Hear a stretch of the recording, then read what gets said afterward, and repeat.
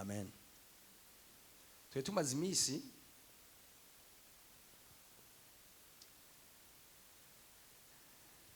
ni bandi Imana ya yuguruye umuryango muri kuno kwezi kw'impembo. Narabonye abantu baguze amamodoka amashasha, narabonye abantu Imana yagiye neza mu gihe bandukiye intahe zitandukanye. Nimuduze ibiganza abantu Imana yagiriye neza, mureke kugumanya izo ntahe zanyu. Imana iba ihabwa icyubahiro. Amen. No musi turaza kwinjira mu kundi kwezi kuri powerful. Amen. Akaba atacu wabonye muri kwezi guheze, get ready. Tugiye kwinjira mu kwezi kwa gatanu kandi kuzoba kuri powerful. Imana ikuvuga ko ibintu bidasanzwe. Amen. So reka mwanya wanje ndagukoresha neza. Turamaze iminsi tuko turaganira hamwe ibijyanye n'intambara zo mu buryo bw'inkemu, n'ingene umuntu ashoboye kwicara ku ntebe yiwe mu buryo bw'inkemu akaganza.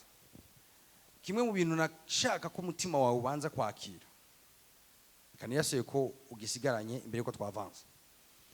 Kimwe mu bintu bikomeye nifuza ko umutima wawe wakira, nashaka ko wakira ko ibi bintu ubona biba, ibyo ushoboye kubonesha amaso n'ibyo utabonesha amaso, nashaka ko wakira ko atabihamana birimo.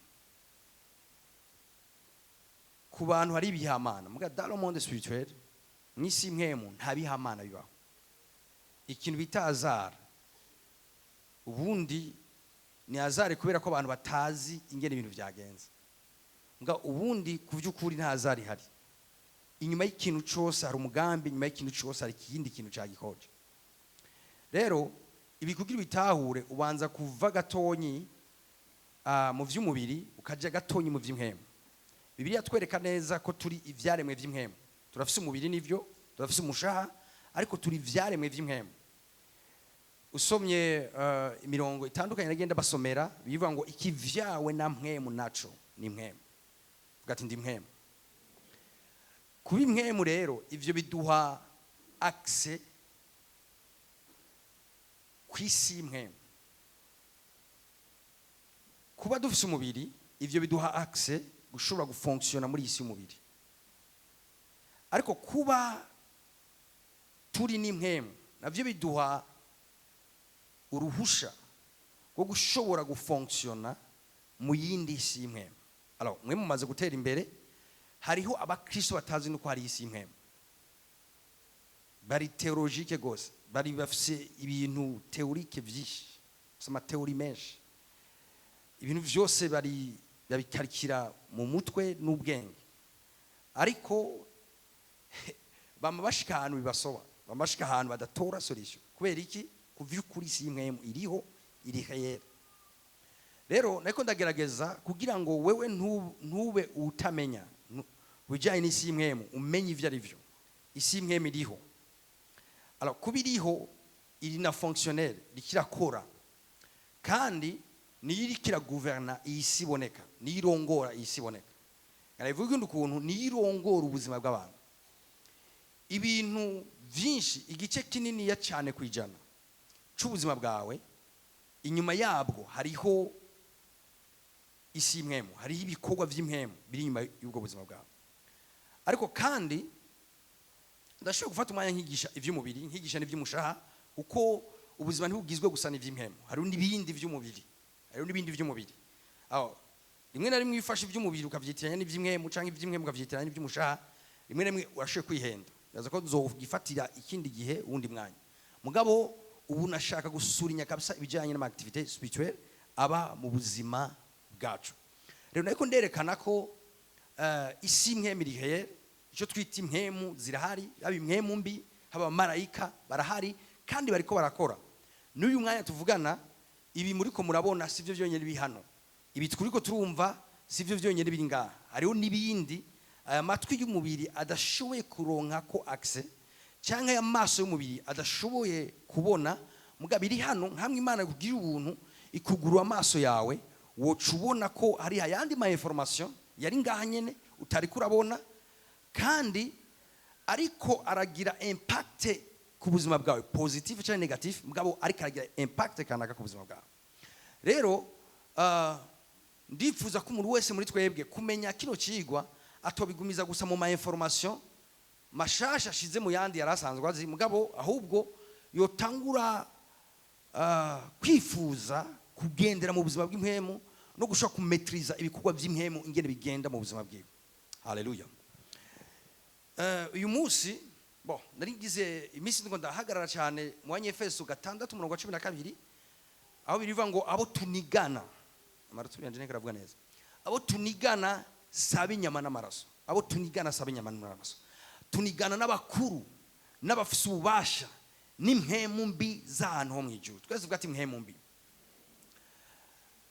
Nafashe umwanya kabisa ndiko ndavuga ibijyanye n'impemu mbi, ibijyanye n'ibikorwa by'umwijima, ibijyanye n'abakozi ba Satani, abapfumu, abarozi, impemu mbi n'ibindi bitandukanye. Ku muntu anyumvirije yohava yimvira ko burya objectif yanje kwari kukwigisha impemu mbi. Objectif yanje si kukwigisha impemu mbi. Objectif yanje ni ukugufasha kuganza hejuru y'impemu mbi. Kwa zirahari. Amen.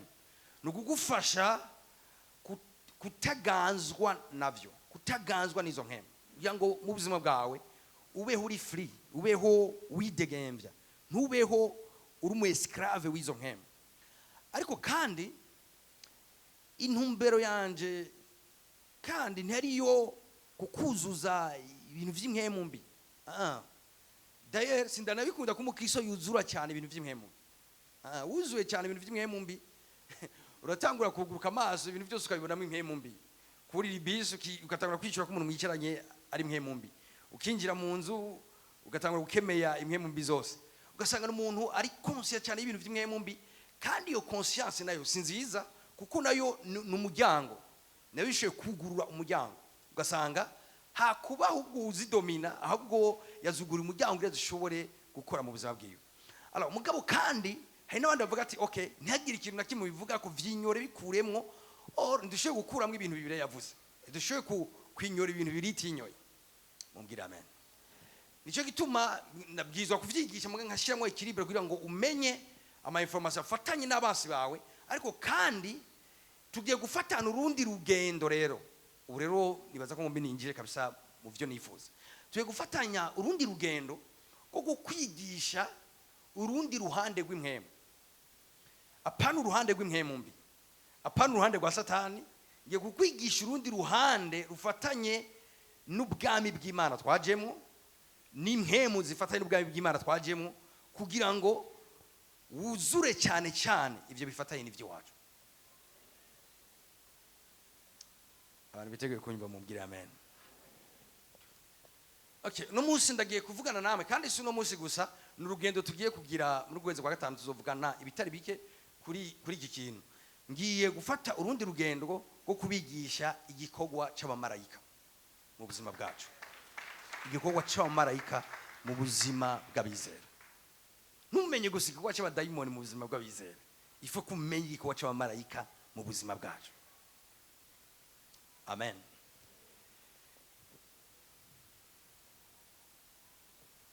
Reka dusome umurongo umwe tuza kudufasha cyangwa uza kuturongora mu bintu bitari bike. Hariya mu Baheburayo igice ca mbere, gasome umurongo waho wa 13 na 14. Vuga ati igikorwa cy'abamarayika.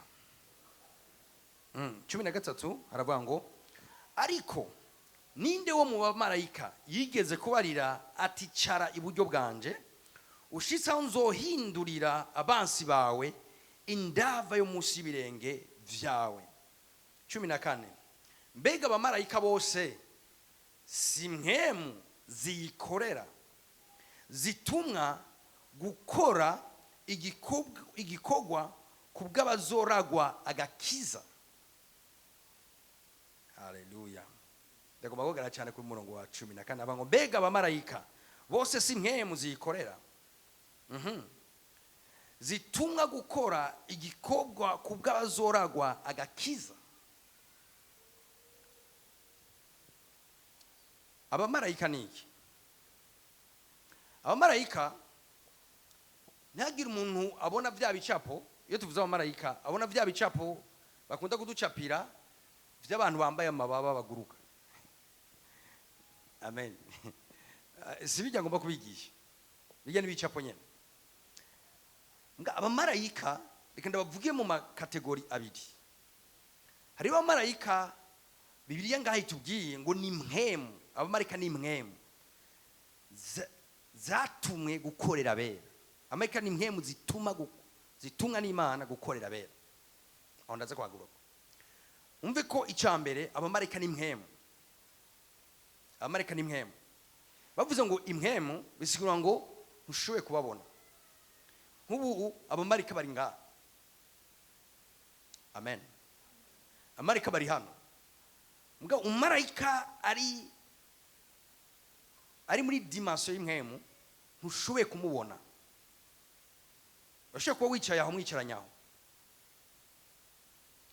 Wowe ukumva ivyiyumviro bikuza ko mga ariko aragusufura ivyiyumviro.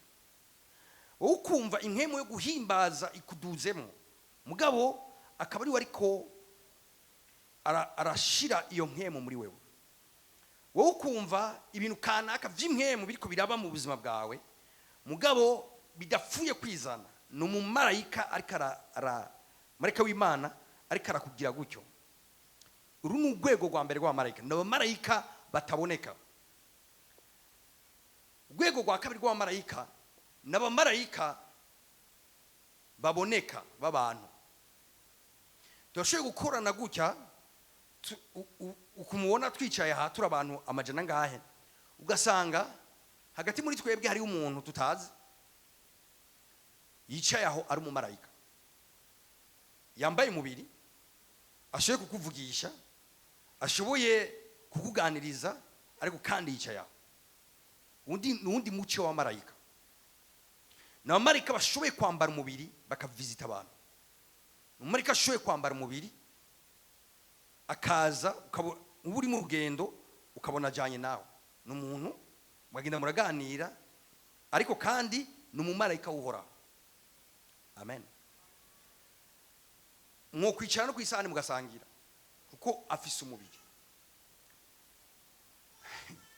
Niba kumenga birabasize gatondo. Mugabo reka ndabibuze. Abraham igihe kimwe yarakiriye abamarayika. Abaga ibimasa bitatu. Abaga ikimasa acumba n'ibiro bitatu by'ubufu. Hamara bahereza barasangira. Uyu rero ntiyari mu marayika impemu. Bari abamarayika bambaye umubiri. Igihe kimwe abandi bamarayika barinjiye i Sodomu mu buryo bw'umubiri. Hama birivuga ngo abana b'abantu bipfuza gusambana nabo. Cyumva ko batari abamarayika bari muri dimension y'umubiri.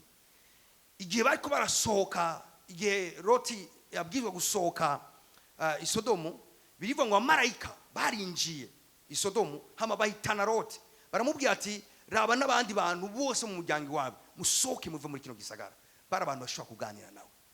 Alors n'abamarayika bari mu gwego aho bashoboye kwambara gufata iforoma y'umuntu hama bakaganira n'umuntu bakarongora umuntu. Ayisete mu hari n'abantu bamaze kugira ayo experience akagenda nawe akamubwira aje kumubwira ivyo bintu akacabura wa muntu hagiye.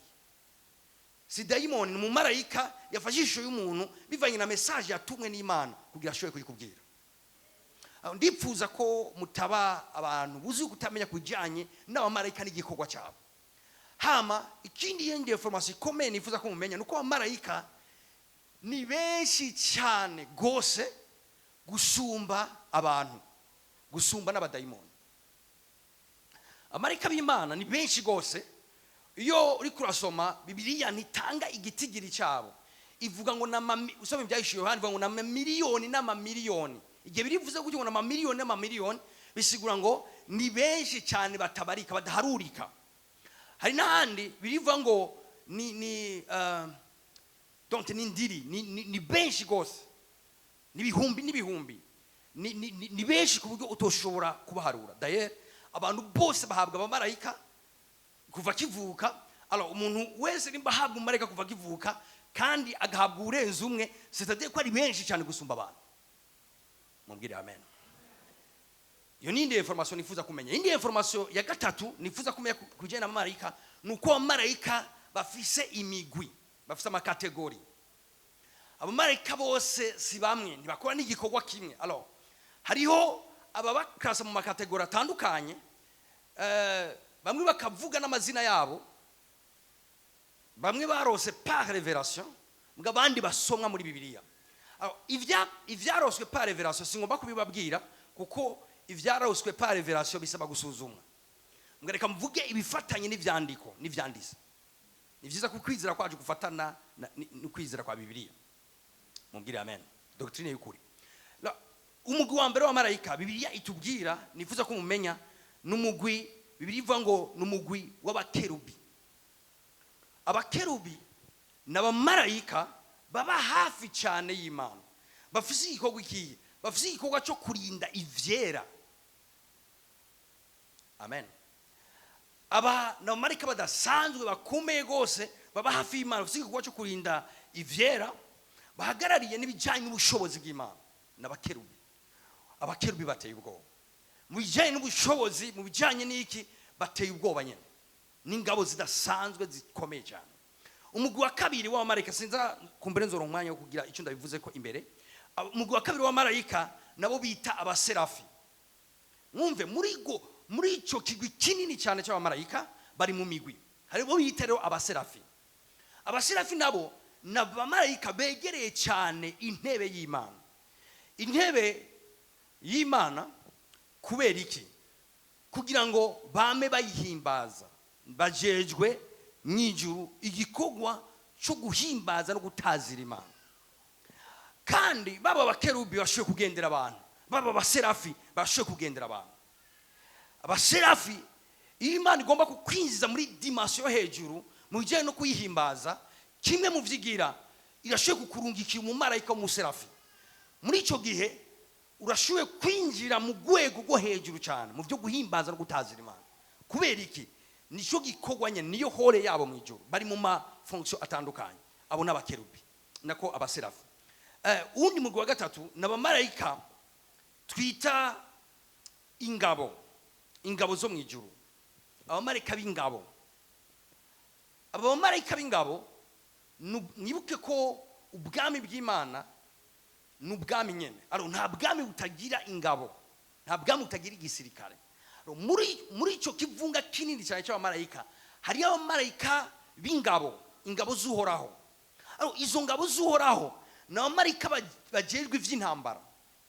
Abo kimwe mu bikorwa bakora barungikwa mu mission kugira ngo bagwane ibijanye n'intambara. Hashobora kuba ari mu buzima bwawe ukeneye intervention kanaka. Muri ico gihe abamarayika b'intervena n'abamarayika abo birita ingabo z'Uhoraho. Sinoja cyane mu histoire, kumbere nzobironkera umwanya, mugabo wumve ko ari umuce munini cyane w'ingabo z'Uhoraho. Haleluya. Umunsi umwe Yoshua yarigeze guhura n'umumarayika. Hama w'uyu mumarayika aramubaza ati, wewe uri mu ruhande rwacu cyangwa uri mu ruhande rw'abatugwanya, rw'abansi bacu? Hama aramubwira atoya, jewe ndi mu ruhande rw'ingabo z'Uhoraho. Mu yandi majambo n'abamarayika bafatanye n'ivy'intambara. Zofata umwanya wo kubavuga ko kabisa unye yigaragaje ahantu ibintu bikomeye cyane biraba. N'abamarayika badasanzwe bari vyora gose. Hama undi muce wa marayika nabo twita abamarayika basanzwe, abamessage. Abamessage n'abamarayika bafise hore, bafise igikorwa cyo gutumwa bazaniye ama message abantu. Haleluya. Haleluya. Abamarayika bararyoshe cyane. Aba rero nibo benshi gose, aba rero batumwa ama mission yo gutanga ama message mu buzima bw'abantu. Bashoye kuyiguha mu buryo bw'imbona nkubone, cyangwa bakayiguha mu buryo bwa inspiration. Muga igikorwa cyabo ni cyo gutanga ama message ku bantu. Ishengero kimwe mu byo tugomba kumenya muri kino gihe, ntihagire umuntu yuzura gusa abadayimoni, satani n'ibikorwa vyiwe. Ugomba kumenya ko ufise ingabo z'abamarayika zibana nawe. Ugomba kumenya ko hari abamarayika, umuce ukomeye cyane w'abamarayika bagendana na wewe. Agomba bumwe ari powerful, bagomba babe babiri bari powerful.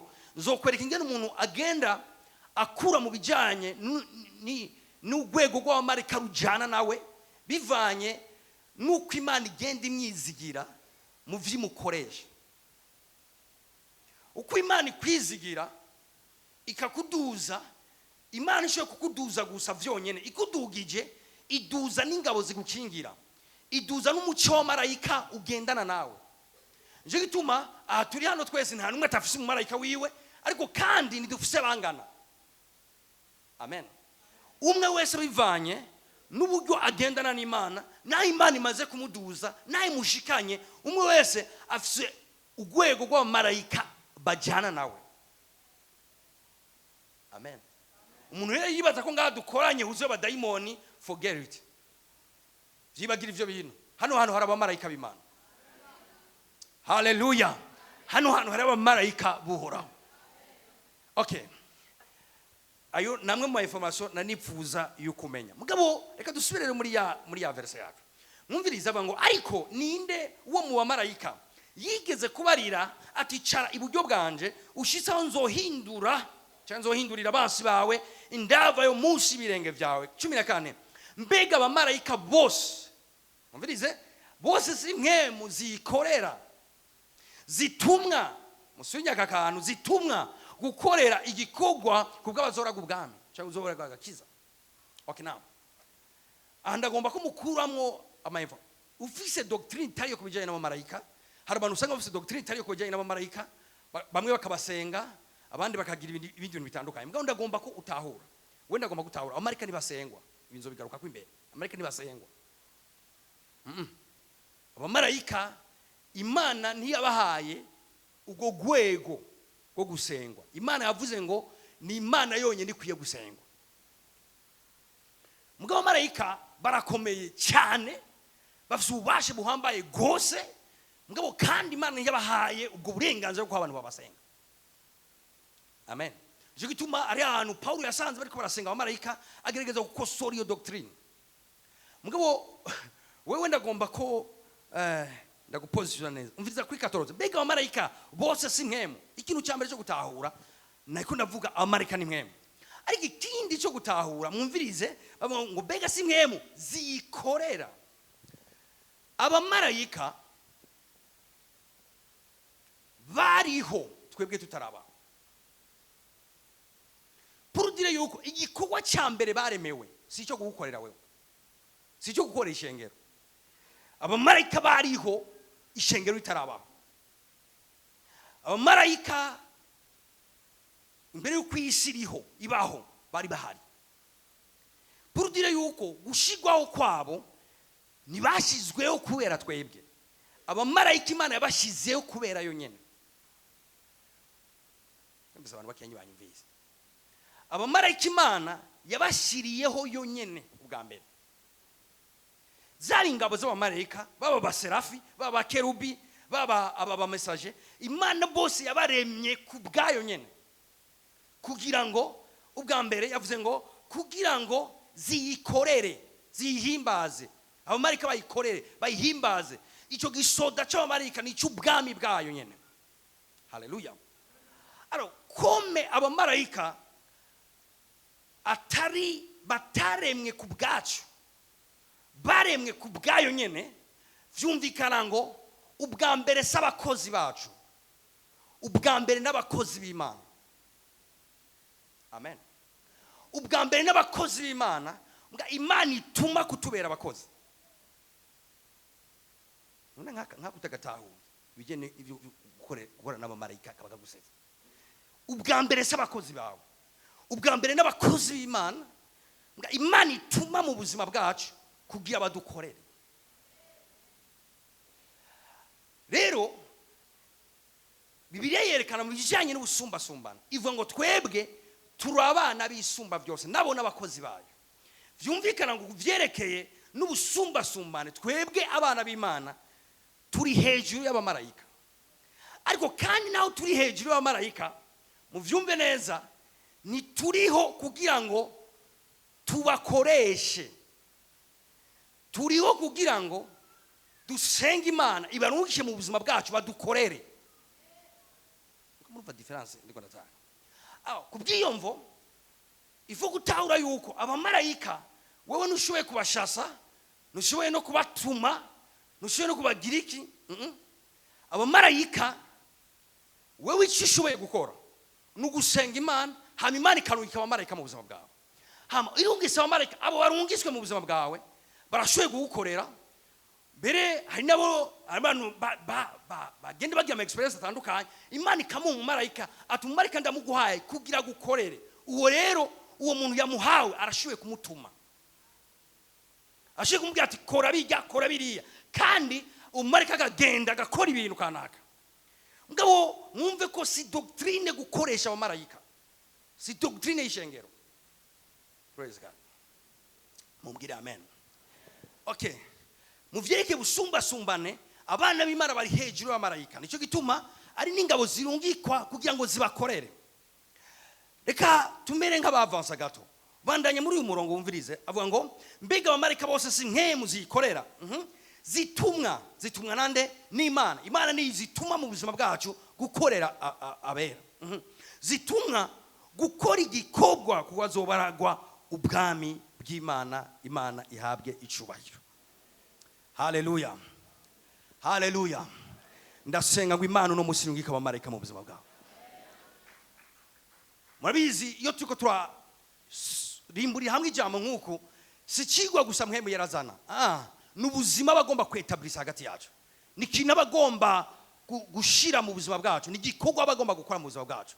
Kubera ivy'Imana ikora byose ibikoresha ijambo. Ijambo riri mu kwizera, hamwe kwizera Imana ikagukorera kikazana ibintu. Nico gituma muri iyi minsi mwitega ibikorwa by'abamarayika vyinshi cyane.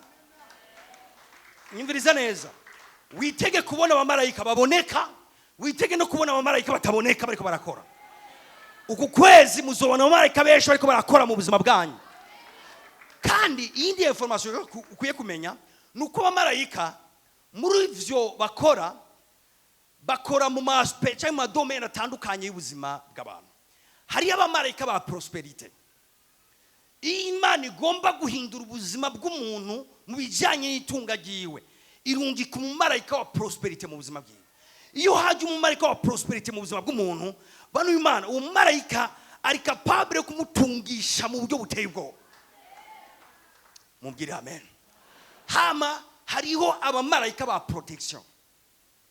Ndavuze prosperity itunga, ndavuze na protection gukingirwa, uburinzi. Abamarayika bajejwe uburinzi n'abamarayika b'ingabo.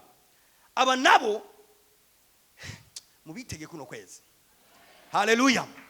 Mwitege aba ni babandi bazibira amaksida y'abantu, mwase yateguye aksida kanaka ku buzima bw'umuntu, mugo marayika agahagarika iyo aksida. Canke ibindi bintu bitandukanye biva ngo azokuragiza abamarayika biwe kugira ngo ntusitare. Umva hari abamarayika baturagira kugira ntidutsitare, haba mu vyimviro vyacu nibideviye, haba muri message nitudeviye, haba mu biki abamarayika bajejwe kutugumiza mu murongo w'ivy'Imana igomba. Haleluya. Ndizera kandi ndatuye ku buzima bwawe yuko abamarayika buhoraho kuno kwezi ntibazokwemera kutsitara ahantu na hamwe. Bibiliya ivuga gutya ngo umumarayika uhoraho, Zaburi 34:7, ivuga ngo umumarayika uhoraho ashagaje impande zose z'abamwubaha akabarokora. Abo nuwo n'umumarayika wa protection. No marayika bajejwe kuzigama ubuzima bw'abizera. Ariko kandi hariho n'abamarayika mu yandi madomene, abamarayika bazana amagara meza mu buzima bwacu. Haleluya. Abamarayika ba gerison. Praise God. Haleluya. Buri Imana hari abamarayika mu byo bajejwe bashuye kugira operation umuntu ikivyimba kiri mu mubiri wiwe kigakamangana, ukabona kiraturize, wewe ukabona umenga nyine kujya umenga bakugiriye operation, mbwa ntambuka itawumvise, nta kintu habubare wumvise, yet umumarayika uhoraho ariko arakora operation. Abo n'abamarayika ba gerison, n'abamarayika bajejwe ivy'amagara y'abantu. Ndakwatuye kama marayika mu izina rya Yesu Kristo bajejwe amagara y'abantu mu izina rya Yesu Kristo. Ndasenga Imana irekura abamarayika mu buzima bwawe, bavuma bakuraho brandura imigera yose y'ingwara iri mu mubiri wawe mu izina rya Yesu. Iyo dusenga tugasenga cyangwa wowe ukisengera hamuka muri gitangaza cyo gukira, Imana yishurisha abamarayika bayo hama bagakora igitangaza imigera ya malariya igakamangana. Mbe nk'ubuye dusenge umuntu yaragwaye malariya batoye imigera ya malariya hama igakamangana, niwibaze ngo nibindi biba. Umumarayika woraho araza hama akica migera mu mubiri w'uwo muntu. Haleluya. Araza mu mubiri w'uwo muntu akica ibintu kanaka bitabijanye n'ubugombe bw'Imana, ni ingwara cyangwa n'ikindi kintu, n'ubumuga, akaza agakosora icyo kintu mu mubiri wiwe. Haleluya. Oh, haleluya. Haleluya. Haleluya. Haleluya. Nubona ngo barimvye ko barahimbaza, hama umumarayika muri gwa rwego nababwira rw'abaserafi akamanuka. Nimushoboye kwibaza ibintu vyoba, tworengerwa n'uruzi rw'ubwiza. Bamwe bakagwa, abandi bakaryama, abandi bakaja mu mayerekwa, abandi bakabona Imana mu cyubahiro cyayo. Kumwe Yesaya abona Imana mu cyubahiro cyayo. Kubera iki? Umumarayika muserafi yamanutse ku gicaniro kanaka. This is our mouth. Uko n'ukwezi kwacu hazuba ama activity menshi cyane y'abamarayika mu buzima bwacu. Uko n'ugusenga kwanje, no gusenga kwanje. Haleluya.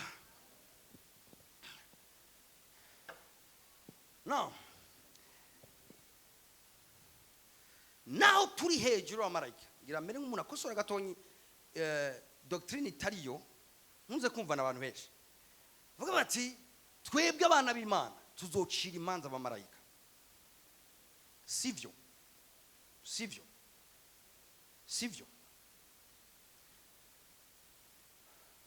Ndaza aho bayikure i doctrine, reka tujye somera 1 Corinthiens 6:3.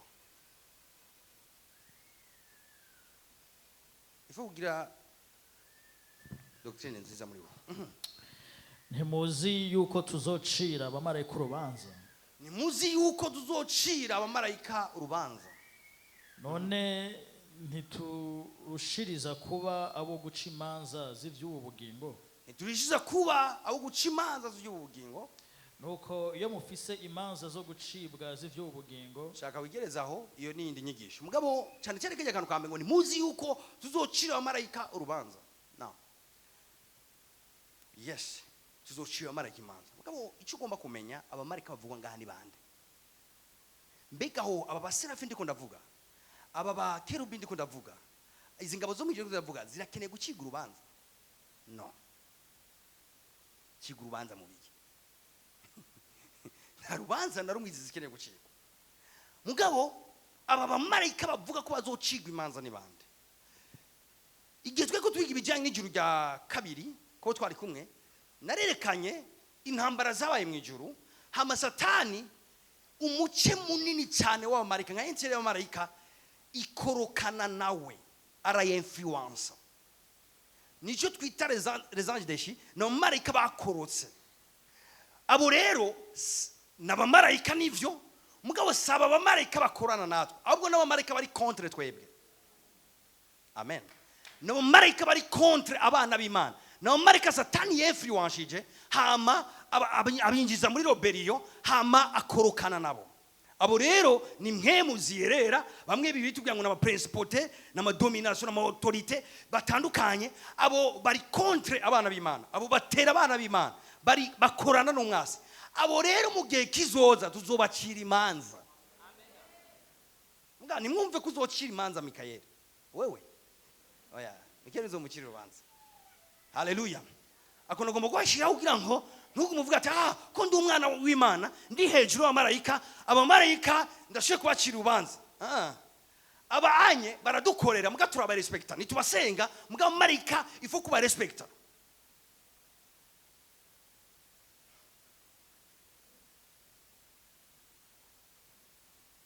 Kuko haleluya. Okay. Muri iyo migwi y'abamarayika meje kudondagura hari wundi mugwi w'abamarayika biriva ngo n'abamarayika bakuru, les archanges, n'abamarayika bakuru. Ibavuze umumarayika mukuru, mwumve ko abamarayika nibangana. Ibi navyo nzobivuga ko ntibangana, ntibari ku nzego zimwe. mwisi nkemu canke mu bwami bw'Imana ntibangana, amahore yabo samwe, ivyo bakora si bimwe, ariko kandi no mu vyerekeye amagrade ntibangana. Harimwo abamarayika bakuru, bamwe muri abo twobadondagura mugabo sumwanya wi, mugabo ari abamarayika bakuru. Abo marayika bakuru nibo batumwa amamisho makuru y'Imana. Muri bukare waje kwanosa ijanye n'ivuka rya Yesu, isi misho yo gutumwa abamarayika baba message. Iyi ni misho bwirizwa gutuma abamarayika bakomeye nka ba Gabriel, abamarayika bakomeye. Kubera iki? Kubera ko n'abamarayika bo kugwego go hejuru. Hama sinzi ko mwibuka murongo tweko turika mu misi yeze, igihe Daniel yasenga, hama umumarayika umwe akamanuka amuzaniye inyishu, hama akaca zirigwa nimwe mu kanaka, nimwe mu mbi zo mu ijuru rya kabiri. Ibi birashoboka ku mumarayika muto, mbwa ari urwego rw'abamarayika bidashoboka. Nico gituma umumarayika ari ku rwego ruto azibiwe, ijuru ryarungise umumarayika ku rwego rwo hejuru, hama manuse aramuribera ngaho aragwana, hama twara inyishu. Kubera iki? Ni kubera harimo icingiro cy'uko abamarayika ntibari kumaniva amwe, ntibari mu bubasha bumwe, ntibakorera ku ngezo zimwe. Amen. Na uno munsi ngira mvuge gatonyi kuri urugwego rw'abamarayika bakuru nabo nyine badukorera.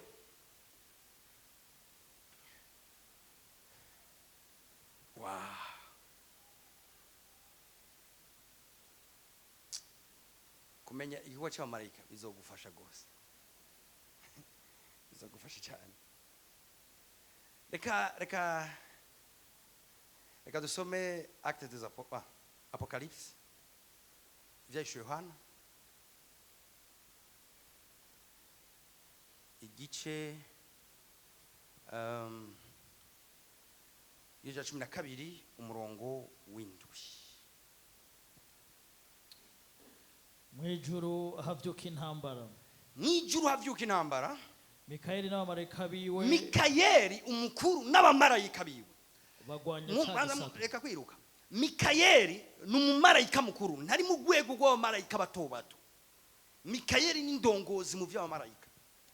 Alors Mikayeli rero n'abamarayika biwe, muyandi majambo, n'abamarayika bakorana nabo cyangwa bari mu rwego rwo munsi yiwe, bagwanya cya gisato. Igisato kivuga ngaha ni Satani. Bagwanya cya gisato, igisato kigwanana n'abamarayika bacu. Okay, abamarayika bacu n'abamarayika pana icyo gisato cyaremye, ngo abamarayika b'Imana, ngo Satani yefi washije mu mugambi mubi w'Imana wiwe w'uburoberi. Birumvikana? Okay, bagwanana nawe, muyandi majambo hari intambara, Mikayeli n'abamarayika biwe, ariko na cya gisato Satani hamwe n'abamarayika bacu. Abamarayika bacu nakubye baribo n'abamarayika koromfye.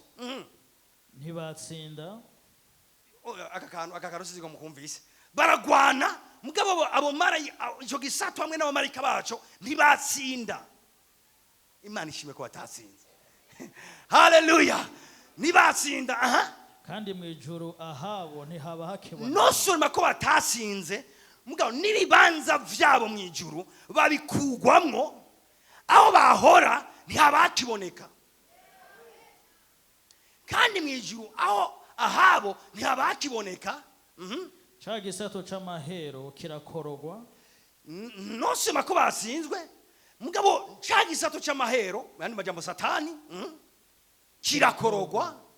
Nico yanzoka ya mbere yitwa umugwanizi. Irindi ni Satani. Irindi zina ryayo ni Satani. Nico kizimiza abari kwisi bose. Shaka wigereze ngaha. Satani ntiyamye kwisi, ntiyamye ni kuzimu.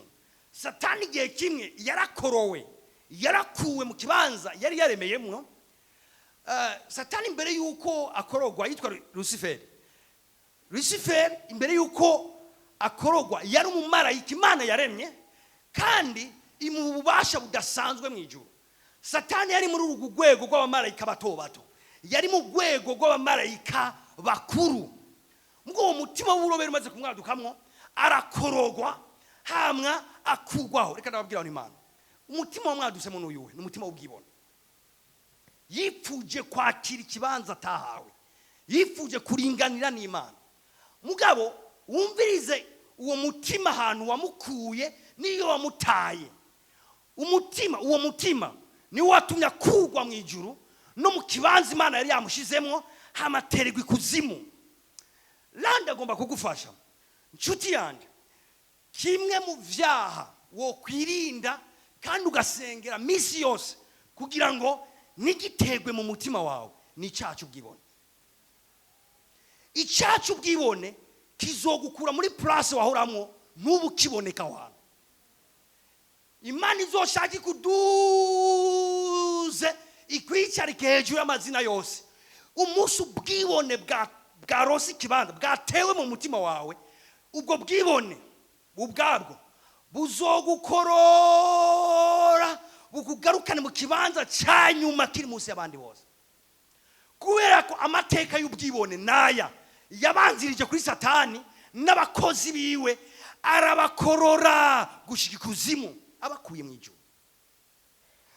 Nicyo gituma ndabizi Imana izobaduza. Abantu bizera ibyo bavuge amen.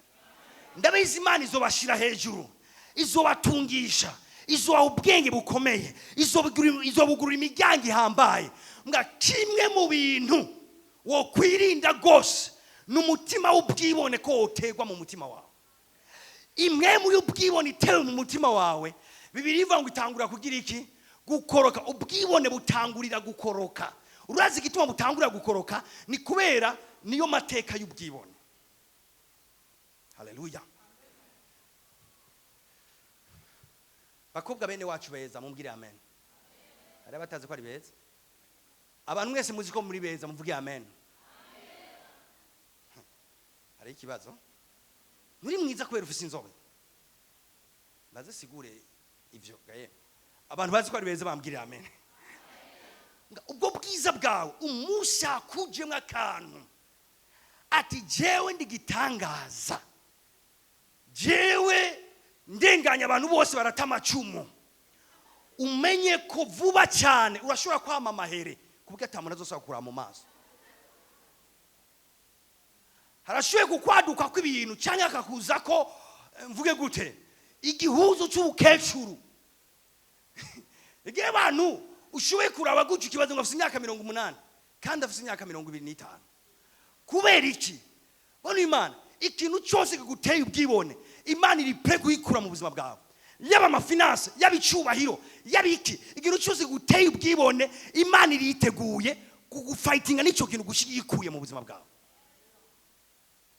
Haleluya. Haleluya. Imana ishimwe birivuga ngo Imana ihubuntu abaciye bugufi, iduza abaciye bugufi, ishira hejuru abaciye bugufi. Aguca bugufi sibisigura ko utoba mwiza, utogira ubwenge, utogira amashuri menshi, utogira amafaranga. Iryo sanahe navana ivyo guca bugufi.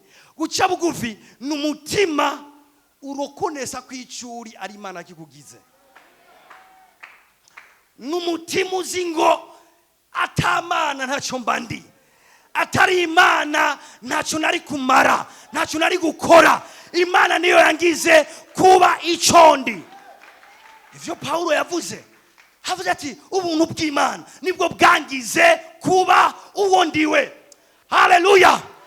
Ubuntu bw'Imana nibwo bwaguhaye urugo, ubuntu bw'Imana nibwo bwagutungishije, ubuntu bw'Imana nibwo bwakugurira umuryango. Nuhavu bifatanya n'ubwibone bwawe, ubuntu bw'Imana nibwo bwakugize kuba icuri uno munsi.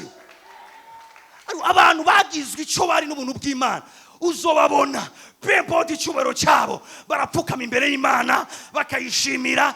Gupfukama si igikorwa cy'abanyantege nke, gupfukama imbere y'Imana ni igikorwa cy'abantu baciye bugufi, bazi ngo ni Imana yantungishije, ni Imana yashize hejuru, ni Imana yampaye ubwenge. Mugabo rero guca bugufi, kuduza amaboko, kunama, kugira ibiki imbere y'Imana, abanyabwibone ntibakundira. Simvuze abagwaye amaguru, abagwaye amaguru ni sawa. Mwende kunavuga abanyabwibone ntibakundira. Bafite ubwibone kandi ubwibone ntibumenya ko buriko bwibona imbere y'umuntu cyane buriko bwibona imbere y'Imana. Umutima ufise ubwibona urabufise nyene, ari mwishengero urabufise, ari ku kazi urabufise, ari muhira arabufise. Ubwibone bushoboye ndababwira. Kandi rero ntamushoboye gushimisha Imana mu byo yaguhaye byose. Imana igikorwa cyayo kiba gikurikira nukuguma ikuduza. Imana izoguma ikuduza gushikaho ubwibone bwawe. Ngandabwira ikintu, Imana ishoboye kuguma ikuduza gushikaho mvuge gushikaho umutima wo guca bugufi kwawe ugera. Nta hejuru kure cyane habaho ku mutima uciye bugufi. Nta bikorwa bikomeye cyane Imana itobandanya ikoresha umutima uciye bugufi. Nta tunga rikomeye cyane Imana itobandanya iha umutima w'umuntu aciye bugufi. Nta miryango ikomeye gose Imana itobandanya yugururira cyane umutima w'umuntu uciye bugufi. Ndabivuga ukuntu Imana niyo tinya kubandanya iduza umuntu aciye bugufi, niyo tinya kubandanya ishira hejuru yugurura ikora ibintu mu mutima w'umuntu aciye bugufi. Ndasenga ngo impeme yo guca bugufi ifata ubuzima bwawe mu izina rya Yesu Kristo. Haleluya.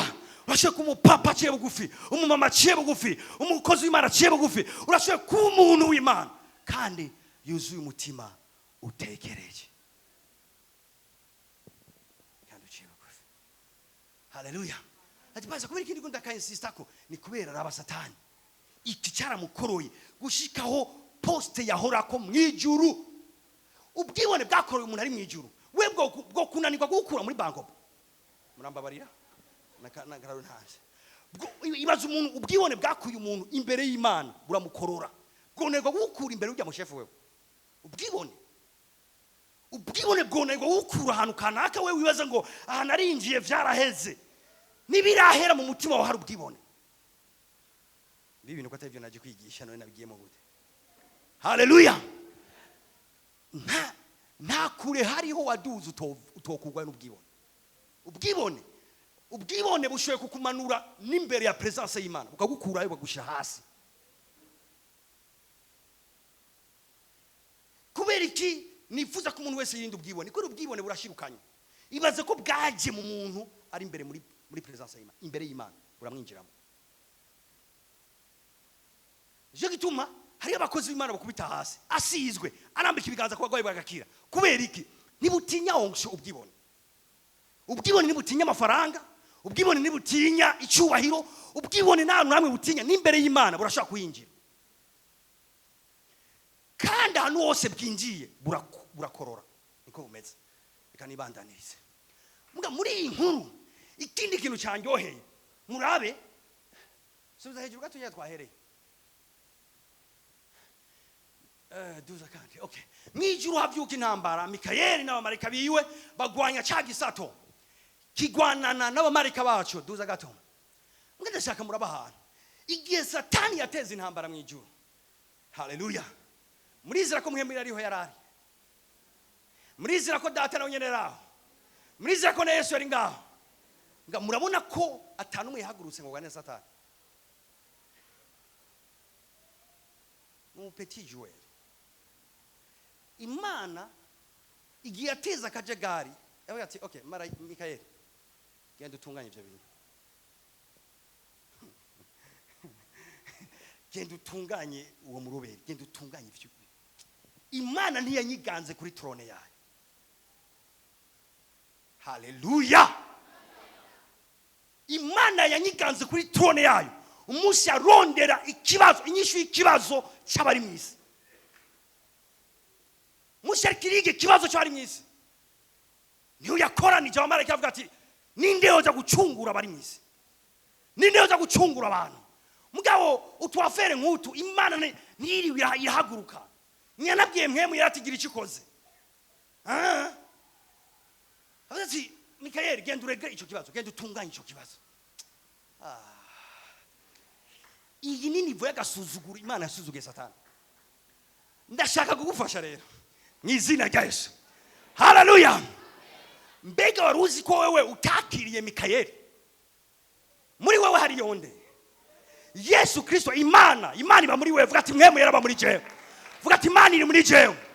Nimba imana yaremye ijuru n'isi yiyumviriye ati jewe umwana w'umuntu nzoza kumubamwo, nzogerera muri we, hama wati Yesu Kristo imana ikaza kukubamwo, ndashaka abantu bizera ko mwemu yaraba muri bo. Ndashaka abantu bizera muri kibanza ko imana iba mu buzima bwabo. Ntabwo ari Mikayeli mugabo, raba Mikayeli wenyene. Mikayeli ashoboye gukubita ca gisato, agakubita n'abamarayika bacu, akabakura mu ijuru, akabakura no mu kibanza cyabo ntibabe bakiboneka. None wewe ni imana muri wewe, wananiwe gukura satani mu muryango wawe, wananiwe gukura ibicaniro mu muryango wawe. Erega wewe si Mikayeli ari mu ruhande rwawe, ni imana iri mu ruhande rwawe. Ibi bisigura iki? Ibigenda bibonamwo ukwizerwa no kwizigirwa bikomeye gose imana yatugiriye, ko yashimye ko twebwe itubamo tugacika ingoro yayo, kugira ngo bishoboke satani tumuhonyore mushi y'ibirenge vyacu. Uyu munsi n'ibihe byose gushika inzamba ivuze, adresse ya satani ni mushi y'ibirenge vyacu. Iyo ndiko ndavuga ngo satani arakomeye, ndiko ndigisha ivyo ndiko ndigisha mu misi heze, nuhavunye umva nabi ngo ndiko ndakudegrada, ngo ndagushira mushi y'ibirenge vyiwe. Ekaye wewe umumarika wenyine agukorera ashoboye kumudata. Urabizi umunsi ngoma ya Mesiya izotangura, Bibiliya ivuga ngo umumarayika azomanuka amanukana ikinyororo amudadire ikuzimu kumara imyaka 1000. Umwe ntihazoza batanu, umwe azomanuka amudade. Kumudada muri bivyo aricyo amubohe indege. Sinzi gusa ko azomubohe indege, mugazo umuboha ku buryo adashura kugira icyo kugira. Jewe ndiko ndumva umuneka avuga ngo je ndadazanya n'umurozi, jewe tubana n'umurozi, umurozi agomba ntekeze. Ikibazo ufise si umurozi, ikibazo ufise ntuzi imana iri muri wewe iyariyo. Ikibazo ufise nayishurirwa ry'Imana ukorera. Umuntu akorera satani, wowe ukora umukozi w'Imana, wowe ukorera Imana. Wewe ikibazo ufise si satani, ikibazo ufise ni ishurirwa rito ry'Imana yawe. Ndasenga kuno kwezi ngo amarika bishurirwa bagwishuriye Kristo muri wewe. Cyo gituma biriva ngo babandi mwarabanesheje, kuko uri muri mwebwe asumba uri mwisi. Uwari muri mwebwe niwe nyene sobanuro yo kunesha uri mwisi. Ubundi nitwabwizwa kugwana na satani, franchement ndabibabari, nitwabwizwa kugwana nawe. Yari kugwana nabajya bamarayika. Mugabo imana biriva ngo bisanzwe imana iri mu ruhande rwande rwacu, uwo tugwanya yobande. Kubitaka tushe mugenza mubwira ati imana iri mu ruhande rwawe. Yacu tinya izo ngorane zo zihari zonyene, imana iri mu ruhande rwawe. Ivyo bibazo ubona sivyo bihari vyonyene, ni imana iri mu ruhande rwawe. Powerful. Bibiliya ivuga gutya, ivuga ngo batora Shadraka, Meshaki na Abedenego babaterera mu itanura ry'umubiri. Ngo mugabo uwari karabirabira ha ruhande ngo agize gutya abona ishusho y'uwa kane muri wa muriro, ngo kandi ishusho yiwe yasaniye umwana w'Imana. Icyo kibonye ubonye uwa kane witeguye no kubona ibikwirikira. Yaciye araba gutya abona n'umushatsi ntiwigeze usha, abona n'impuzu ntizahiye, abona bariko baritemberera mu muriro baterana udutushe bavuga ati imana yakira hambaye mu nkomezi mu bubasha, imana yakira komeye, bari mu muriro. Umwami arabiraba ati bebiga mbona nibiki kumenga natereyo batatu, muganda abona uwa kane kandi wafise ishusho y'umwana w'Imana. Reka ndakubwire wewe rero ntiyagusanze mu itanure, yaje kukubamwo. Aba muri wewe, niwinjira mu itanure uzojana nawe, niwaca mu muriro uzokurengera, niwaca mu mazi nayo nyene ntazokurengera. Kubera iki? Ngo nzoba ndi kumwe nawe. Uno munsi na kwentervena kubera bagutaye mu muriro, ni intervena kubera bagutaye mu muriro, bagutereyo mwinjira nayo. Nimwanyumvise neza, uguye muri uwo muriro mwinjira nayo, kuko ugenda umutwaye yaje gukubamwo mu izina rya Yesu. Rero nimba umumarayika umwe ashoboye kubaha satani, nimba umumarayika umwe ashoboye kwirukana satani n'abakozi be bose mu ijuru kandi ikibanza cyabo nikibe kikiboneka, ibi binyereka yuko ntegerezwa kubomora mu ngagara. Mwanyumvise neza? Ntegereza kumwomora muri ingagara mu izina rya Yesu Kristo. Ntegereza kumwomora mu muryango wanjye mu izina rya Yesu. Ntegereza kumwomora muri kino gihugu in the name of Jesus Christ. Vuga turi muri jewe asumba. Sindiko ndabumva. Semera cyane vuga turi muri jewe asumba uri mwisi. Uri muri jewe asumba uri mwisi. Uri muri jewe asumba uri mwisi. Akatarabayaba. Tuzi biganza gato yusenge. Iminota 3 vuga mundi bitamenyekana. Senga muri bitamenyekana iminota 3. Abantu twari kumwe ku munsi wa gatatu senga muri bitamenyekana. Ha skoparagada. Ratakatakatakataka. Rotototototototo. Mentakatakatakaba. Zamura conscience uri muri wewe. Biriyavangora kimani haguruke. Abasibaye basanzare. Ndadekengo basanzare mu buzima bwawe. Ndadekengo basanzare mu buzima bwawe. Ndadekengo umwanya ye basanzare. Baragabarabare. Biriyavangwa imisozi izoshongera muri presence yayo. Imisozi n'uturambi bizoshongera muri presence yayo. Ingwara zirashongera muri presence yayo. Ubumuga burashongera muri presence yayo. Urupfu rurashonga muri presence yayo. Uruhombo rurashonga muri presence yayo. Mwizina rya Yesu umwijima urashonga muri presence y'Imana. Ndadekenga ibishonga bishonge. Ibishonga bishonge. Ibishonga nibishonge. Barabababosha. Lebebebebe sharadagabare. Shonga shonga shonga shonga. Ibivyimba bishonge muri kino kibanza. Ubumuga bushonge muri kino kibanza mu izina rya Yesu Kristo. Intege zishonge in the name of Jesus. Uburimbi bushonge, uburimbi bushonge. Uburimbi bushonge. Ubukene bushonge in his presence. In his presence. In his presence. In his presence. Ay. Woo! Bugimana ntiwibaze ngo umugambi wo kukwica irimo. Murujya mugambi wo kukwica nirimo. Umugambi wo kuguhomvya Imana ntirimo muri umugambi. Umugambi uko urangiriza muri gihenomo Imana ntirimo muri umugambi.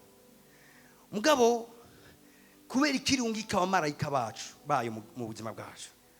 Nukugira ngo bakuzanire mwidegemvyo mu magara yawe. Bazana mwidegemvyo mu vyiri kurakora.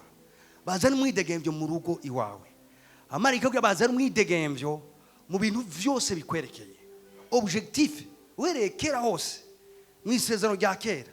Imana yarungi ku bushobozi bwayo cyangwa amarayika bayo kugira abantu bayo bashobore kwidegemvya. Ndagomba soma umurongo umwe mu Barewi igice cya 25 tujaneyo umurongo wa 10. Shimangira iki cyiyumviro cye turangiza.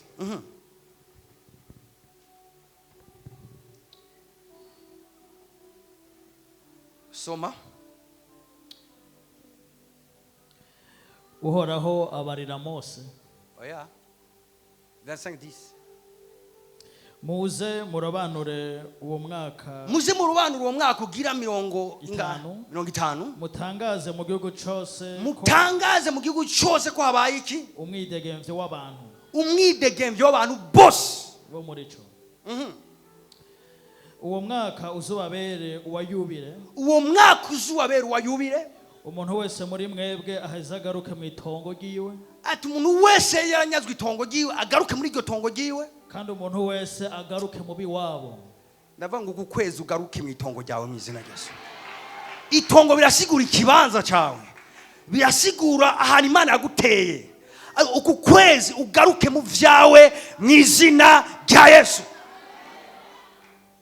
Umuntu wese muri mwebwe aheza agaruke mu itongo giwe kandi umuntu wese agaruke mu biwabo. Hallelujah. Satani sinzi ivyo yangaje mu buzima bwawe. Mbwa kuno kwezi ivyategerezwa kuba iwawe bibi wawe nyene.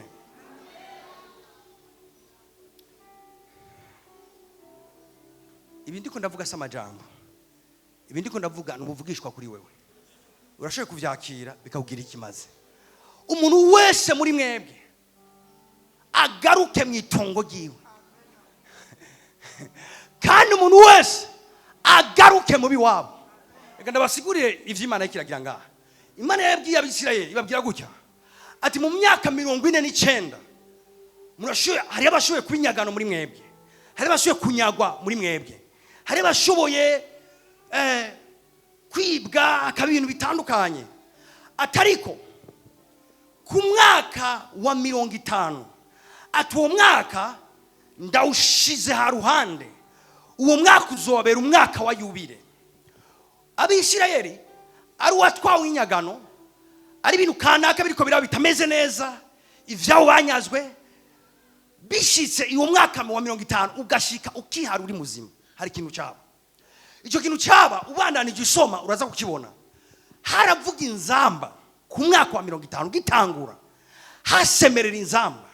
Iyo nzamba ivuze, umuntu wese ahagaze waramuguze cyangwa utamuguze, kuba ari uw'inyagano yaraguzwe, hari uw'inyagano yarasinzwe agatwagwa. Ku mwaka wa 50 ugeze, iyo nzamba ikavuga, umuntu wese ahagaze yabaza ati umwaka wa yubile uratanguye. Uwo mwaka wa yubile wasigura ngo Imana igarukanye ibintu mu rutonde rwavyo rwa mbere. Imana isubije ibintu mu buryo. Uwari yaraguzwe, uwari yaranyazwe nagaruke iwabo. Uwari yaribwe ivyiwe bimugarutseko. Ibintu bitandukanye vyaba vyabaye, vyaba bibayanire. N'uburyo Imana yari yashimye ko itanga umwidegembyo ku bantu bose icyarimwe. Mu yandi majambo, cyari nk'ikigongo cy'ikivunga cy'ijuru. Ijuru ryari ryaradesize ko ku myaka 50 ari nyagano, hamiyo nzambi kavuga, ijuru yatanze ikigongo cy'ikivunga akaruhuko kuri bose, umuntu wese nasubire mu kibanza ciwe. Alors ndadeclare ku buzima bwanyu mu izina rya Yesu Kristo, iyi mpemu yari bera abantu bakisanga mu matongo yabo, bakisanga mu miryango yabo, bakisanga mu vyabo, mu ntebe zabo banyazwe, mu butunzi bwabo banyazwe, mu izina rya Yesu Kristo. Uku kwezi ivyawe biri bera mu izina rya Yesu, kukubera ukwezi kwa yubile mu izina rya Yesu. Winjire mu mugabane wawe, winjire mu kibanza cyawe, winjire mu vyawe, usubizwe mu itongo ryawe, usubizwe mu kibanza cyawe mu izina rya Yesu. Usubizwe ubwenge bwawe, abanyozwe imishaha, imishaha igaruke, abatwawe inyenyeri zanyu zigaruke, abatwawe umugisha wanyu ugaruke, abanyozwe amafaranga yanyu agaruke, abanyozwe ingabire zanyu zigaruke, abanyozwe inkomezi zanyu zigaruke, abatwawe imyaka ikaribwa nk'inzige, imyaka yanyu igaruke. Ndatangaje yubile kuri rishenge. Ratakaraba shataraba oragabaye. Biriya tugira ngo ivyabaye ku isezerano rya kera cyari gitutu cy'ivyari bigiye kuza. Bibiri gacitubwira ngo Kristo ngo umwana haye umwidegembyo, abo widegembya vy'ukuri. Nimba mu isezerano rya kera bari barashiwe igihe cy'akaruhuko n'ukwidegembya, Bibiliya tubwiye ngo Kristo niwe sabato yacu, niwe karuhuko kacu. Ndadekaya umwidegembyo muri Kristo ku muntu wese muri kino kibanza mu izina rya Yesu. Yubile yari message ivuga ngo subira mu byawe, subira. Umuntu waguze amafaranga muri kumwe gutya akumva iyo nzambi iravuze, yaca gusezera kandi nta nkomezi wowe ufise zo kumurutena, kuko cyari gihe yari sezo. Ndadekaya sezo shasha kuri no shenge izina Yesu. Ratakaba turiko turarangiza igice cy'umwaka. Ndadekaya mu izina rya Yesu Kristo sezo idasanzwe yama miracles, yama wonders, yama sign in the name of Jesus. Ndadekaya sezo y'ukuboko kw'Imana idasanzwe kuri twebwe mu izina rya Yesu Kristo.